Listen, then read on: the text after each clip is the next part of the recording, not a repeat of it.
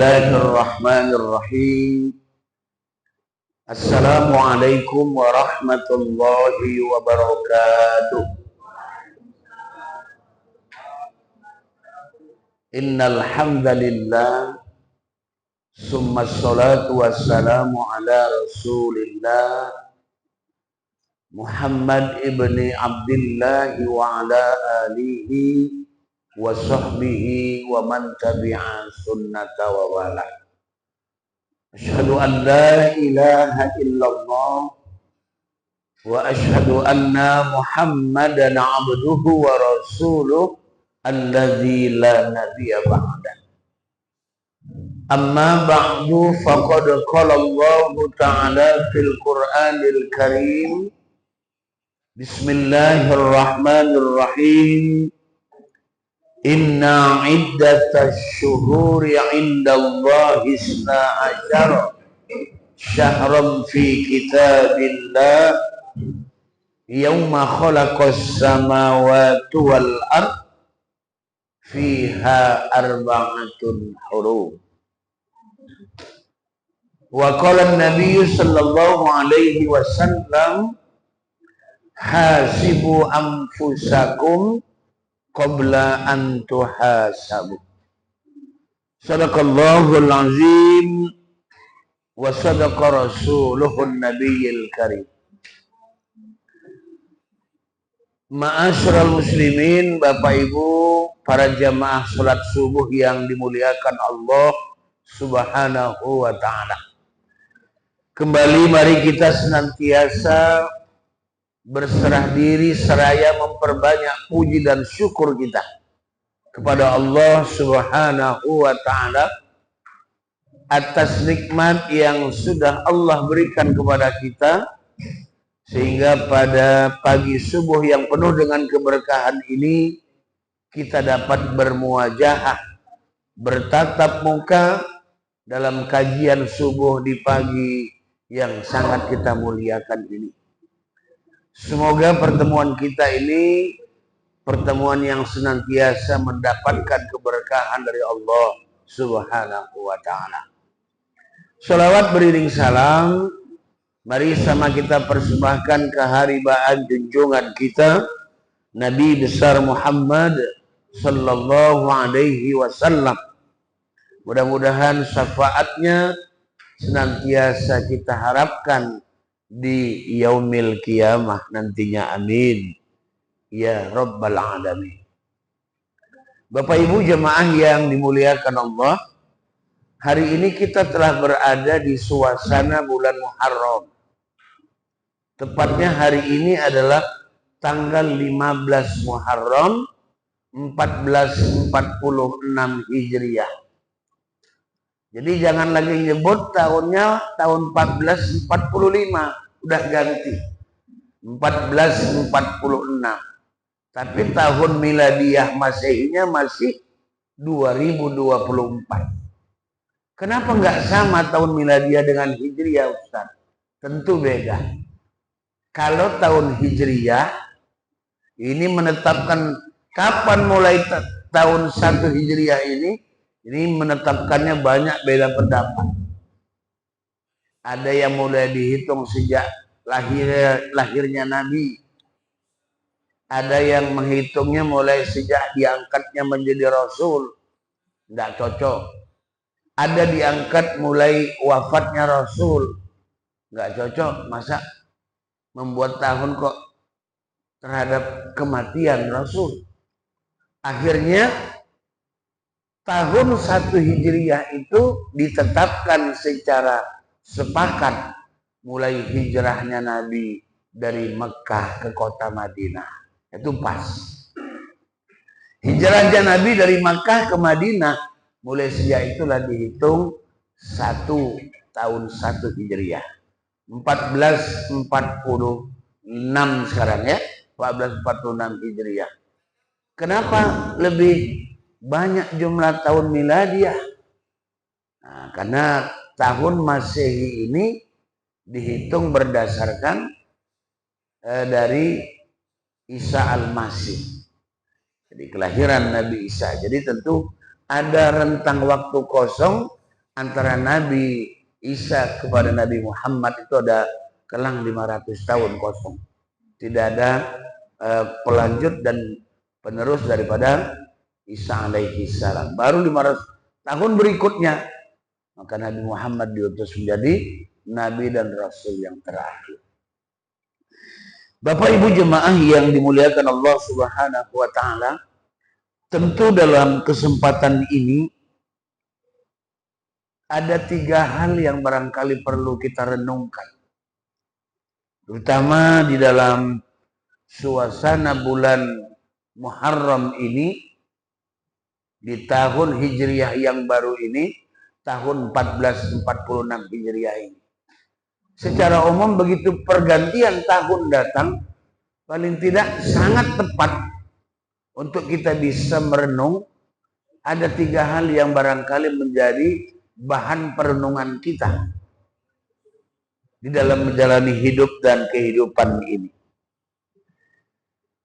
Yang pertama, apa yang perlu kita renungkan? Bersyukur atas nikmat yang sudah Allah berikan kepada kita. Terutama umur yang jarang sekali orang mensyukurinya. Ada sih yang mensyukurinya, tapi amat jarang orang mensyukuri bertambahnya umur itu. Padahal manakala muncul dan terbitnya matahari di ufuk timur di bulan Muharram, di tanggal 1 Muharram itu, ini menunjukkan bahwa bertambahnya usia kita 1 tahun. Tentu dengan bertambahnya usia 1 tahun ini, Bapak Ibu jemaah yang dimuliakan Allah, berarti Allah kan masih memberikan kesempatan buat kita. Untuk apa? Untuk bertaubat. Untuk memperbaiki kesalahan-kesalahan yang pernah kita buat. Untuk menambah atau meningkatkan amal soleh kita. Sebagai bekal nantinya di dalam menghadap Allah Subhanahu wa Ta'ala. Inilah perlu kita renungkan. Allah masih berikan kesempatan buat kita. Masih bisa kita hidup di tahun 1446 Hijriah ini. 1445 sudah lewat. Sekarang kita akan menjalani kehidupan di tahun yang baru, 1446 Hijriah. Dengan bertambahnya umur dan kita masuk di tahun yang baru ini, tentu kita mensyukuri nikmat Allah. Allah masih berikan lagi kesempatan buat kita untuk mau bertaubat, untuk bisa memperbaiki. Ada kesempatan. Jangan nanti ketika tidak lagi ada kesempatan baru minta kepada Allah, ya Allah tolong hidupkan aku. Berikan kesempatan ya Allah untuk bangkit ke dunia ini barang beberapa menit pun jadi, supaya aku bisa beribadah. Tidak ada lagi. Nah, ketika kita diberikan kesempatan ini, mari kita memperbaiki, meningkatkan seluruh amal soleh kita yang akan nantinya kita berikan sebagai bekal di dalam menghadap Allah Subhanahu wa Ta'ala. Bagaimana bentuk mensyukurinya ini? Syukur ini terbagi dia kepada 3. Syukur bil qalbi, hatinya ikut bersyukur. Syukur bil lisan, lisannya berzikir. Dan syukur bil af'al, dia tindak lanjuti dengan perbuatan. Syukur bil qalbi ini apa? Hatinya membenarkan, ya Allah benar, bahwa apapun yang engkau berikan kepada aku semata-mata ini karena kebaikan engkau ya Allah. Karena ini kemurah hatian Allah. Dengan sifat Rahman Rahimnya Allah, makanya kita bisa masuk ke dalam surganya Allah. Yakin Bapak Ibu dengan amal ibadah yang kita kerjakan selama ini, itu bisa dibarter dengan surganya Allah? Berat. Kalaulah tidak sifat Rahman dan Rahimnya Allah, maka sebenarnya amal kita ini belum layak untuk membuat kita masuk ke dalam surga. Nah, ini yang perlu kita syukuri. Syukur bil qalbi, hatinya mensyukuri. Syukur bil lisan, lisannya basah. Menyebutkan nama asma Allah karena nikmat yang sudah Allah berikan kepada dia. Kemudian syukur bil af'al, dia tindak lanjuti apa-apa nikmat yang sudah diberikan Allah, dia gunakan kepada yang lain. Kemarin saya baru kembali dari Aceh, wisata religi dan tadabbur alam, membawa jemaah haji tahun 2010 untuk kilas balik. Bagaimana kita lihat kondisi Aceh dulu dengan sekarang dengan peristiwa tsunami. Kalau Aceh ini kan terkenal dengan tsunami-nya. Bahkan momen-momennya itu dijadikan sebagai kenangan. Jadi kalau kita mau merenung Bapak Ibu, begitu besarnya museum tsunami itu, di situ saksi sejarah bagaimana suara itu, suara air, gemuruh air itu bisa terekam di situ.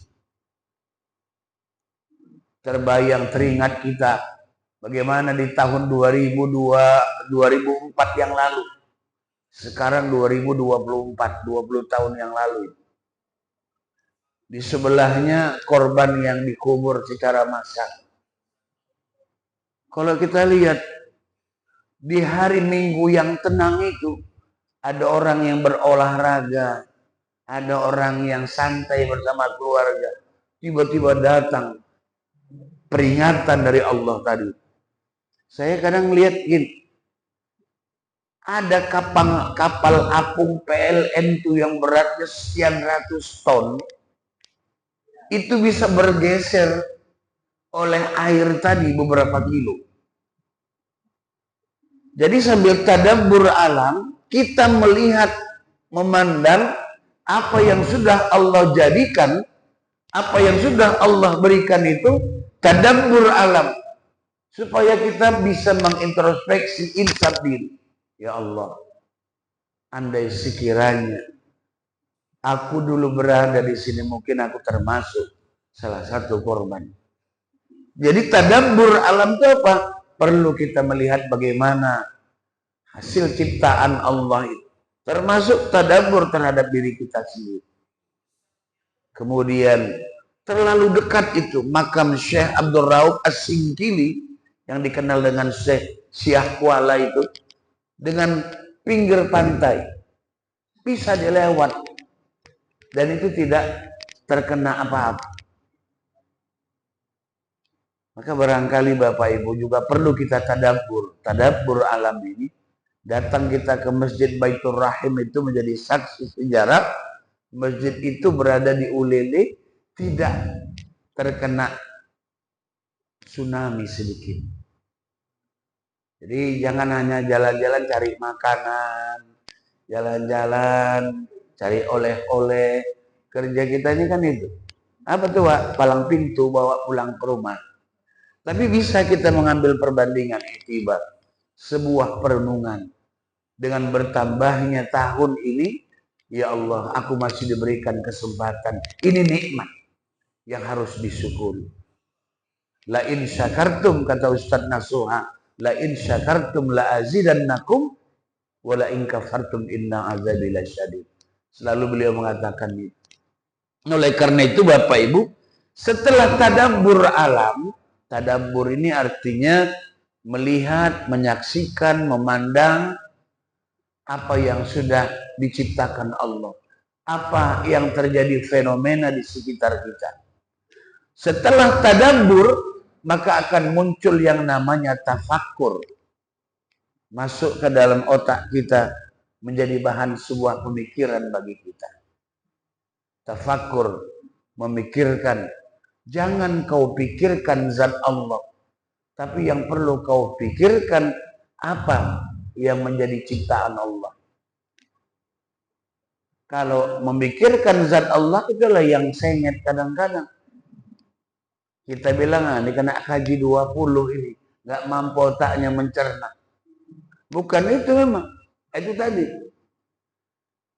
Jangan memikirkan zat Allah, tapi pikirkan apa yang sudah Allah jadikan buat kita.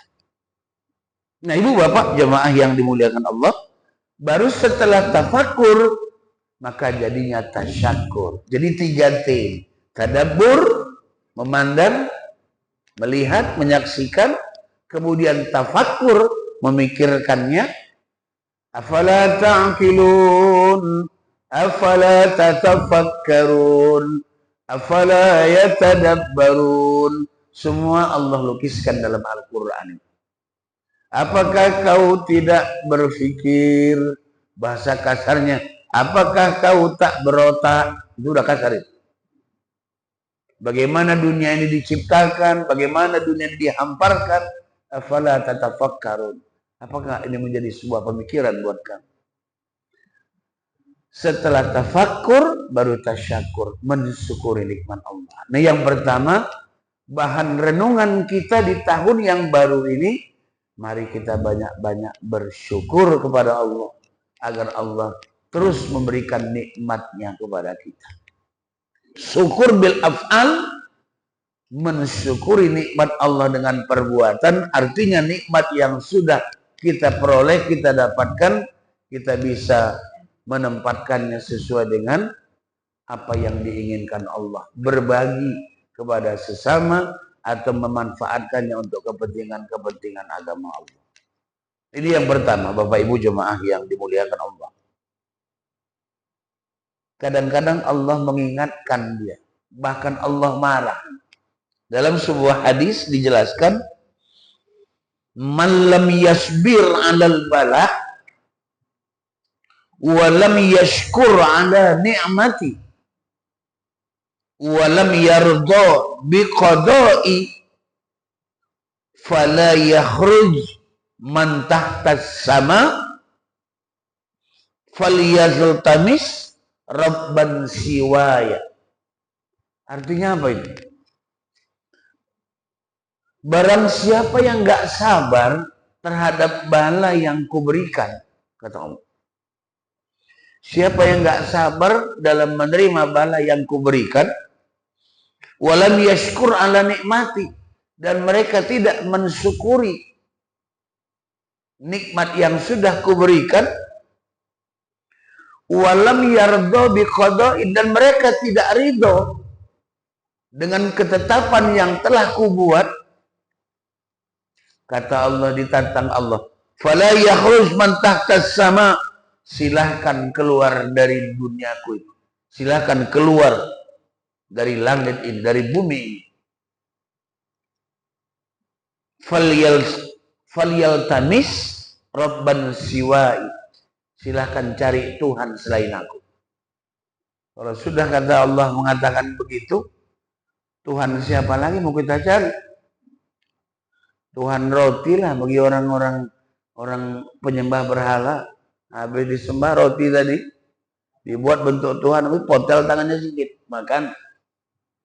Kurang lagi kakinya dipotel lagi. Nah, jadi barang siapa yang tidak sabar dengan ujian yang kuberikan kepadanya, kemudian tidak mensyukuri nikmat yang sudah kuberikan, nggak ridho dengan ketetapan yang udah kubuat, ya udah, silakan keluar dari dunia ini, cari Tuhanmu yang lain. Ini peringatan buat kita bahwa apapun yang sudah Allah berikan pada dasarnya adalah untuk kebaikan kita selaku hambanya. Ibu bapak jamaah yang dimuliakan Allah subhanahu wa ta'ala, sebagai kesimpulannya adalah kebersyukuran adalah kunci untuk hidup yang bahagia buat kita di dunia dan di akhirat. Ini yang pertama kata Rasul. Yang kedua, yang menjadi perenungan kita di bulan Muharram tahun 1446 Hijriah ini, mari kita bermuhasabah. Kalau tadi mensyukuri nikmat, yang kedua bermuhasabah. Allah mengingatkan di dalam Al-Quran, ya ayyuhalladzina amanu taqullah wal tanzur nafsum ma qaddamat lighad wattaqullah innallaha khabirum bima ta'malun. Wahai orang-orang yang beriman, hendaklah kamu bertakwa kepada Allah dan hendaklah diri melihat, berintrospeksi, mengevaluasi terhadap dirinya sendiri apa yang sudah dia perbuat untuk hari esok. Introspeksi, mawas diri, evaluasi terhadap apa yang sudah pernah dia lakukan. Mudah-mudahan Allah bisa memberikan kemaslahatan dan kebaikan buat dia. Innallaha khabirum bima ta'malun. Sungguhnya Allah Maha mengetahui terhadap apa-apa yang dikerjakan hambanya, dan Allah Maha tahu terhadap apa yang tidak diketahui oleh hambanya. Ini artinya, ibu bapak jemaah yang dimuliakan Allah, sebuah kepastian bahwa waktu yang telah berlalu itu tidak akan mungkin kembali. Dulu kita muda, suruh lari tahan, mau berapa kilo oke, maraton Pak. Sekarang jalan beberapa langkah sesak. Ini harus bermuhasabah. Dulu apa aja makanan masuk giling terus. Sekarang tak bisa semua masuk. Ada pantangan. Kalaupun masuk, oper kiri, oper kanan, maju ke depan. Karena habis sudah alat pengunyah itu. Dulu masih muda, sekarang sudah tua. Jadi ini semacam evaluasi, bermuhasabah kita. Kenapa? Masa lalu itu adalah kenangan. Masa sekarang ini adalah kenyataan. Dan masa yang akan datang itu adalah harapan. Al-madi huwa dzakirat wal hadir huwal waqi. Al-mustaqbalu huwal amal. Masa lalu adalah kenangan yang tidak akan mungkin bisa kembali lagi. Sementara masa sekarang ini adalah kenyataan yang harus kita terima. Dan masa yang akan datang adalah harapan. Apa itu harapan? Apakah kita nanti kembali kepada Allah dengan husnul khotimah? Apa harapan kita? Ingin bersama keluarga berada di surga? Semua harapan-harapan dan keinginan itu tentu kita harapkan hal-hal yang baik-baik dari Allah Subhanahu wa ta'ala. Maka diingatkan oleh Nabi, Bapak Ibu jemaah yang dimuliakan Allah. Irtanim khamsan qabla khamsin. Mari kita jaga yang 5 sebelum datangnya 5. Irtanim khamsan qabla khamsin. Jaga yang 5 ini sebelum datang yang 5. Pertama, jaga masa mudamu sebelum datang masa tua. Ketika muda berpoya-poya, ketika muda tak mau menjaga, akhirnya begitu tua baru terasa. Maka diingatkan sebelumnya, irtanim khamsan qabla khamsin. Jaga masa mudamu, jaga umurmu ketika kamu sehat, ketika kamu muda, sebelum datang masa tuamu. Yang syababaka qabla haramika. Jaga masa mudamu sebelum datang masa tua. Kalau sudah rambut berubah warna, pipi pun sudah peot kendor, ini berarti sudah pertanda itu. Syababaka qabla haramika. Sihatuka qabla saqamika. Jaga sehatmu sebelum datang waktu sakit. Selama ini dibanting tahan terus begadang 3 hari 3 malam, nggak tidur-tidur. Bukan sekarang datangnya, Nanti ketika usia tua, ketika bertambah usia, baru terasa inilah akibat yang lalu-lalu. Datanglah akhirnya penyesalan. Jaga masa sehatmu sebelum datang masa sakitmu. Ghanaika qasiruka. Yang ketiga, jaga waktu kayamu sebelum datang waktu miskin. Ghanaika qabla fakiruka. Jaga kekayaanmu, jaga kayamu sebelum datang miskin. Waktu ada, tak terniat untuk berbuat apa-apa. 3 kali Sa'labah itu berdoa, minta didoakan Nabi supaya kaya. Ini Sa'labah termasuk yang awal mulanya adalah orang yang selalu dekat dengan Nabi. Kemana pergi Nabi, di situ ada Sa'labah. Kemana Nabi sholat, pasti ada Sa'labah. Cuman begitu siap salam, assalamualaikum, assalamualaikum, Sa'labah hilang, dia terbang. Sementara Nabi dan sahabat membiasakan dengan Allahumma antas salam, dia Allahumma lantas jalan. Itulah bertiap hari. Akhirnya dipanggil Nabi dia. Sini dulu Sa'labah. Kau ini apanya maksudnya? Setiap kau selesai sholat, langsung terbang, langsung hilang. Bukan duduk sebentar barang sejenak. Ya, mewiridkan, membiasakan kalimat-kalimat thayyibah. Apa kata Sa'labah? Saya mau ya Rasul, tapi saya miskin. Ini sarung yang saya pakai ini cuma satu yang saya punya.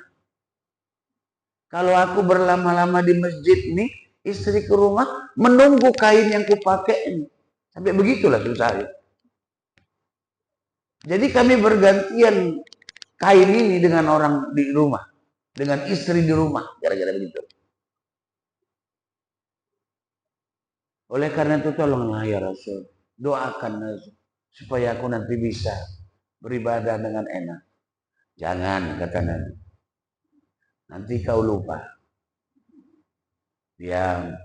Sampai 3 kali. Akhirnya Nabi mendoakannya, kayalah Sa'labah tadi. Punya kambing 1 beranak 2, 2 beranak 4. Akhirnya mulai disibukkan dengan harta tadi, lupalah beribadah kepada Allah. Mula-mula disibukkannya kita dulu, ibadah tetap. Kalau biasanya asar jam 4, karena disibukkan cari rumput, ngurus kandang, sampai jam 6 sholat asarnya. Sholat juga, tapi disibukkan Tuhan. Jam 4, jam 6 itu masih ada lagi waktu, lanjut. Masuk waktu maghrib. Kadang-kadang bisa 1 wudhu 2 sholat dia. Di penghujung akhir asar dan di awal maghrib. 1 wudhu, dia nggak ganti lagi wudhu. Setelah disibukkan akhirnya lalai. Setelah lalai maka dia akan merusak amal ibadah. Akhirnya Sa'labah lupa kepada Allah. Kenapa? Karena tersibukkan oleh urusan-urusan dunia tadi. Jaga waktu kayamu sebelum datang waktu miskin. Kalau sudah susah, baru beramal pun sulit. Kalau nggak ada duit, nggak ada harta, macam mana kita mau beramal? Pergi haji nggak ada yang pre. Ada ongkosnya. Bu, doakan ya Bu ya. Mudah-mudahan kami pergi nyusul Ibu ke Mekah. Doakan ya Pak, supaya kami bisa. Nggak bisa doa aja, bayar setor. Setor juga, baru bisa berdoa. Jadi jaga waktu kayamu sebelum datang waktu miskin. Kemudian faraghoka qabla shaghalak. Jaga waktu lapangmu, jaga waktu luangmu sebelum datang waktu sempitmu. Sebelum jadi wali kota, enak berkumpul dengan keluarga. Ibu pikir enak jadi wali kota itu. Waktu untuk keluarga pun tak ada lagi. Waktu dia diatur oleh skidul. Tidak bisa lagi main-main. Akhirnya apa? Waktu yang dulunya luang lapang untuk keluarga, begitu sudah mendapatkan kesempatan, tak ada lagi, sibuk terus. Pagi sampai jumpa pagi, ketemu dengan keluarga pun enggak. Kadang-kadang kita bisa rasakan ketika bapak masih aktif. Berangkat bekerja, berangkat dari rumah, anak belum bangun. Begitu kita pulang dari bekerja, anak sudah tidur. Kapan bisa ketemunya? Nah, itu kadang-kadang saya rasakan juga. Berangkat kita pagi-pagi, awak ngajar jam 7 sudah masuk. Habis subuh sudah harus berangkat. Kadang-kadang habis subuh tidur lagi. Belum sempat jumpa, masih pulang nanti malam. Anak kadang sudah tidur. Nah, ini yang jaga waktu luangmu, jaga waktu lapangmu sebelum datang waktu sempit. Dan yang terakhir, jaga masa hidupmu sebelum datang qabla mautika, datang kematian. Ketika hidup, manfaatkan kehidupan ini. Kalau sudah kembali kepada Allah, maka tidak bisa berbuat apa-apa dan tidak bisa melakukan sama sekali. Nah, ibu bapak jemaah yang dimuliakan Allah. Pertama, syukur kepada Allah. Kemudian yang kedua, menghitung diri, muhasabah, apa yang sudah kita perbuat, kita lakukan untuk kita koreksi menjadi lebih baik ke depannya. Dan yang ketiga, tazkiratul hijratul rasul, mengenang kembali bagaimana proses hijrahnya Nabi. Jadi di tahun yang baru ini, di tahun Hijriah ini, pantas barangkali kita bisa merenung bagaimana sulit dan beratnya peristiwa hijrahnya Nabi dari Makkah ke Madinah. 13 tahun mengembangkan Islam dengan para sahabat-sahabat terbaiknya. Namun kerasnya orang kafir tadi memaksakan Nabi harus meninggalkan Makkah menuju Madinah. 13 tahun lahir di situ, besar di situ, rumah besar di situ, pekerjaan di situ, tapi harus terpaksa kita tinggalkan karena tidak memungkinkan lagi kita bertahan lama di Mekah itu. Berangkat ke Madinah tanpa ada kepastian, tidak membawa apapun, di sana juga belum tahu.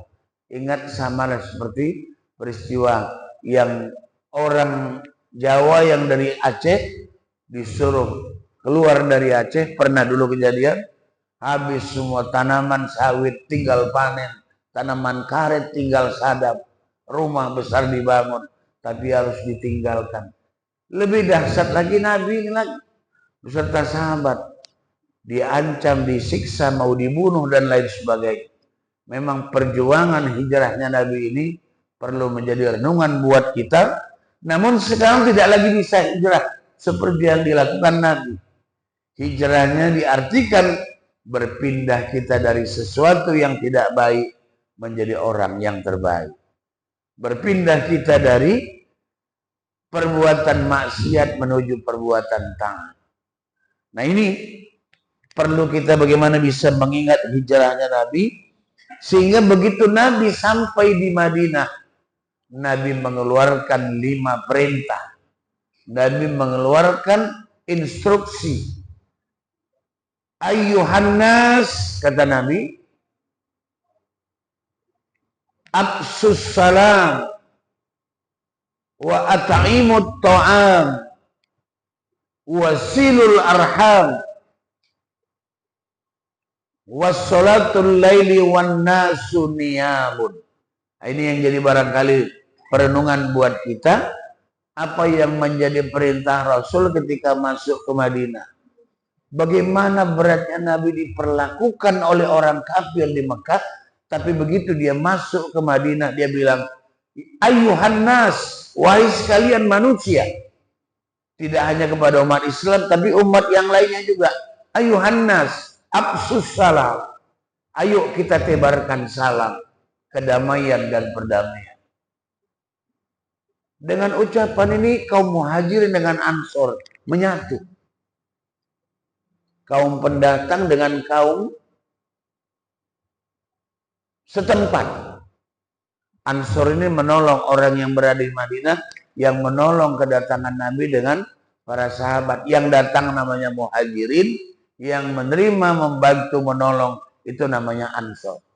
Bisa dipersatukan Nabi antara yang datang dengan penduduk asli. Sekarang ini kan berat yang seperti itu. Pendatang jangan coba-coba mengatur wilayah kami. Kami yang punya tempat di sini. Masih ingat peristiwa Sampit, orang Madura, orang Makassar dengan orang Kalimantan Daya.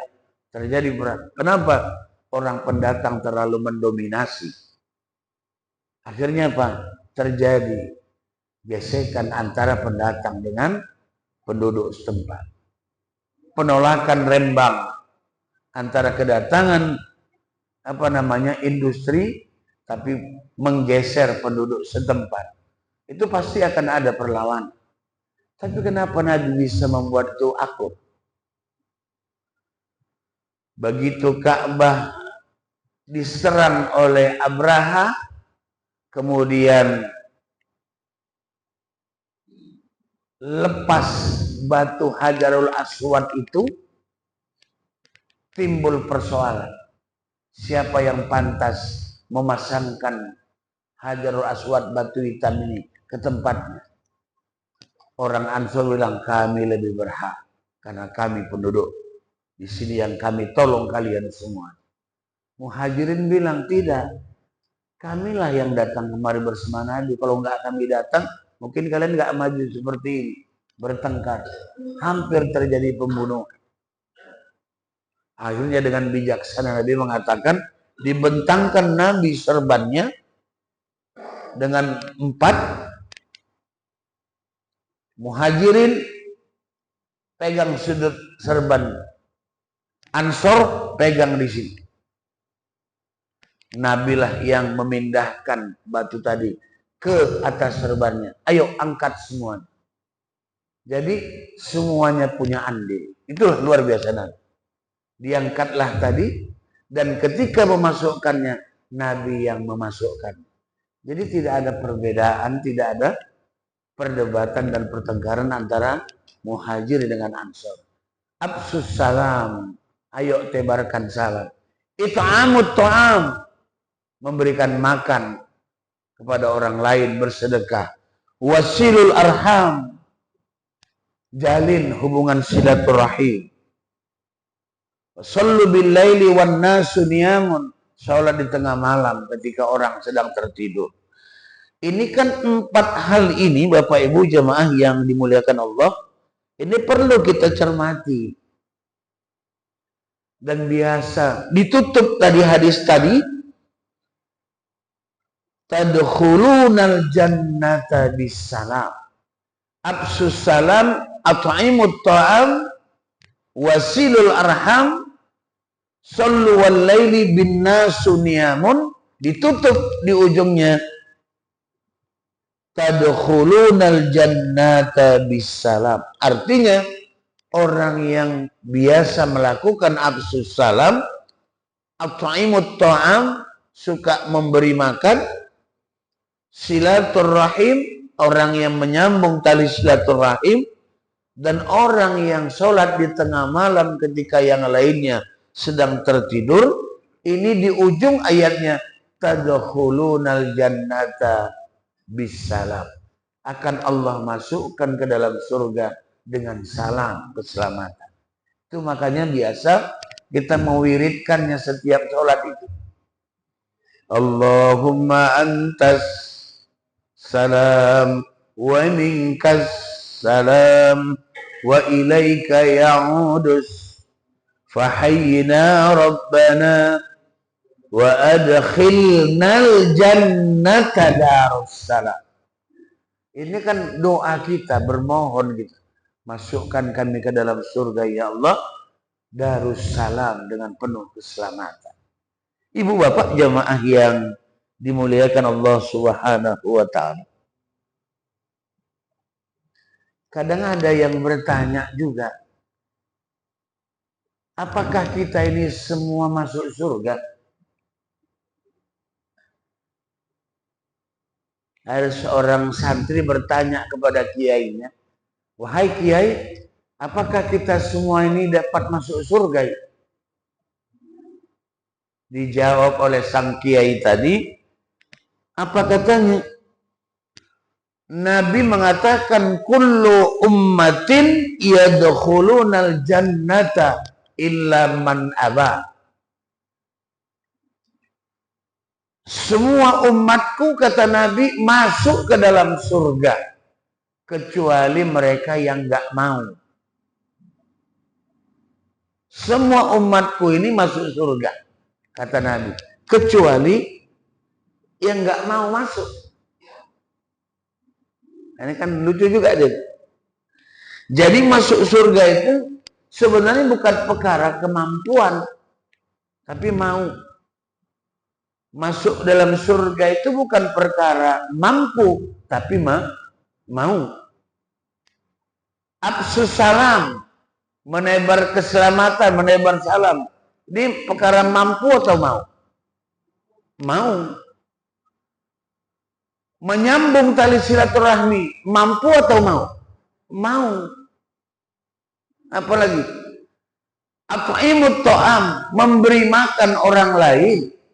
Ini perkara mau atau mampu? Mau. Termasuk orang yang bangun di tengah malam, sholat dia 2 rakaat, sementara orang lain sedang tertidur. Ini perkara mampu atau mau? Mau. Jadi artinya apa itu? Kalau mampu, semua orang mampu. Tapi perkara mau, ini belum tahu. Jadi makanya semua umatku itu, kata Nabi, masuk surga kecuali yang enggak mau. Siapa yang enggak mau masuk surga? Semua mau. Tapi apakah perbuatan kita sudah mengarahkan kita masuk ke dalam surga? Wallahu a'lam bishawab. Kadang-kadang kalau kita lihat Al-Quran surah Al-Imran ayat 106 dan 7 mengatakan, Bismillahirrahmanirrahim. Yauma tabyaddu wujuh wa taswaddu wujuh. Fa ammal ladzina swaddat wujuhuhum kafarhum ba'da imanikum fadzuqul azaba bima kuntum takfurun. Akan datang nanti suatu hari di mana ada wajah yang memutih dan ada wajah yang menghitam. Artinya nanti bimakna yaumil kiamah, akan datang nanti suatu hari di mana orang-orang nanti ada yang berwajah putih dan ada yang berwajah hitam. Syukur juga lah, Bu. Mungkin saya nanti yakin saya wajah saya putih nanti di akhirat. Artinya apa itu? Ya biarlah saya takdirkan pada ya Allah, biarlah aku di dunia ini hitam manis ya Allah. Yang penting nanti di surga wajahnya jadi putih. Kan gitu. Akan datang hari di mana ada wajah hitam. Wajah hitam ini apa? Penghuni neraka. Wajah putih itu tentu dia berada di dalam surga. Wa ammal ladzina yabdad wujuhuhum faman rahmatillah hum fiha khalidun. Artinya yang berwajah putih ini mereka masuk ke dalam surganya Allah dengan rahmatnya Allah Subhanahu wa ta'ala. Kadang-kadang kalau kita renungkan ayat ini juga, ya Allah, apakah aku termasuk dalam bagian itu? Yauma tabyaddu wujuh wa taswaddu wujuh. Akan datang hari nanti di mana ada orang yang wajahnya memutih, putih bersih. Tapi ada juga yang wajahnya hitam, gelap, tiada sedikit pun bersinar. Maka dijelaskan, yang berwajah hitam ini ialah termasuk penghuni neraka dan bagian daripada kelompok orang-orang yang munafik. Nah, menyimak dari apa yang sudah kita kaji pada pagi hari ini, tentu barangkali ada semangat kita untuk merubah diri menjadi orang yang terbaik di sisi Allah Subhanahu wa taala, karena kesempatan itu tidak banyak. Ketika kita masih diberikan kemampuan oleh Allah, maka mari manfaatkan kesempatan itu dengan sebaik-baiknya. Dalam suasana Muharram di tahun yang baru ini, hari ini masih tanggal 15 Muharram 1446 Hijriah ini, pantas barangkali kita membuat sebuah perenungan. Ada 3 yang perlu kita renungkan secara umum. Yang pertama, mari kita merenung bersyukur atas nikmat yang sudah Allah berikan. Yang kedua, selalulah bermuhasabah, selalu mengevaluasi diri supaya tahu di mana kesalahan kita. Dan yang ketiga, memanfaatkan Muharram ini, momentum Hijriah ini, perlu kita mengenang bagaimana sulitnya Nabi dan para sahabat memperjuangkan Islam di kota Mekah, yang akhirnya mengharuskan Nabi meninggalkan kota Mekah ke kota Madinah, sehingga di Madinah menjadi lebih berkembang, lebih luas lagi. Pada waktu berangkat dari rumah sudah diancam, dikepung oleh orang-orang kafir Quraisy. Namun Allah masih memberikan hidayah. Turun ayat Al-Quran yang memaksakan orang kafir yang mengelilingi rumah Nabi, mengepung tadi, dengan dialihkan pandangannya. Sebagian mengatakan ada yang tertidur dan lain sebagainya. Sehingga Nabi dengan Abu Bakar selamat keluar dari rumah, meneruskan perjalanan ke kota Madinah. Mudah-mudahan barangkali ini menjadi ingatan buat kita bahwa apa yang kita perbuat dan kita lakukan di dunia ini semua pasti akan mendapatkan pertanggungjawaban di hadapan Allah Subhanahu wa taala. Kami kira ini saja barangkali yang dapat sampaikan. Lebih dan kurang mohon maaf. Dengan memanfaatkan momentum Muharram ini, mari kita lebih baik lagi dari yang sebelumnya. Wassalamualaikum warahmatullahi wabarakatuh. Waalaikumsalam warahmatullahi wabarakatuh.